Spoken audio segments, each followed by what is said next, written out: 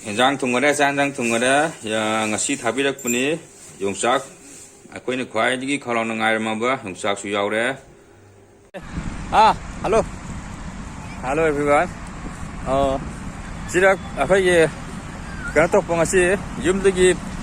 parcel thakpa da laugen lakpane airport ki sir cargo da ado pungkhai musang ni na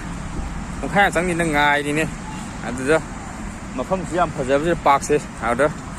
video namai angang ga harau na sana lai da tumuno adu chi kantor modi si napi je tha la ga yam ngai se wow kuphajam ne si mafam park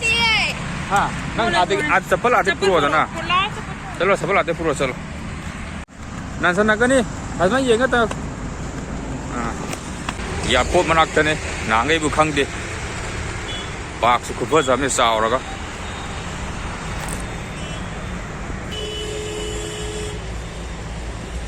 to kuphajam to yumdagi tharakko ngasi tharakpane dum koi laure cargo dagi laur chalaga laur bani hoji akoi masi pot se unboxing tawrage kai thungok hapapno de yengage box se machet amadi kairame mui amaga mosum langtol sun tawlo ngani box se yam sauri sina pese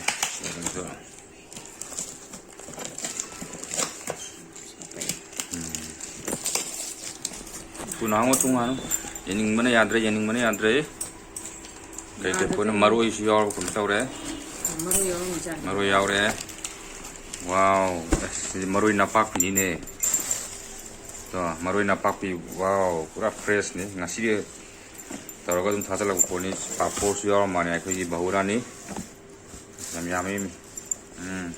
papor sina papor oh mane papor yaw sang matong gi papor ko gi wow ya yaw sang matong gi papor ni wow ai sini kai no iya nga ni hei box kai de na box kai de na apa ini ne sisu nga ro is nga tani ne si muka nga ni ne muka nga yai bani ne to je mo nong do umo ro mai mai se umo mai la umo ku yaw re wow umo ni phanam sa ni ini kai no napak ku siam phajai ni mai napak ku kono ja yumda pam ni ne to ni to re ne talap to pambi le la bane sum ni kai no na ngangi yendem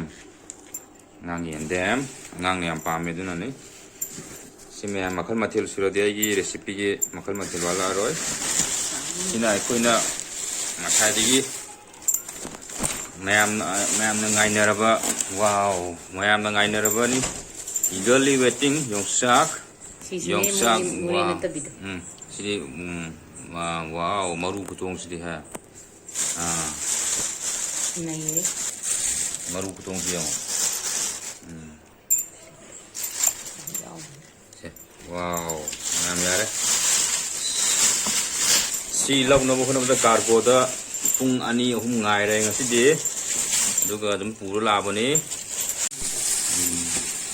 yame phanam yame wow kwai kron ngai na basina kaino chuhi ne chuhi bottle lama wow yam nungai Jik matang yongsak silai re sini yongsak sina more gi yongsak oram godoni main de haibani aduga sina aikoi gi manipur gi maite gi si maru kusau sidi mai pema adagi sina maroi napak pi lai re adagi sina kari chuhi lai re adagi papar morok dinga duga ko panam yame pare nungai jare thank you dumja thank you thabi ropagi thank you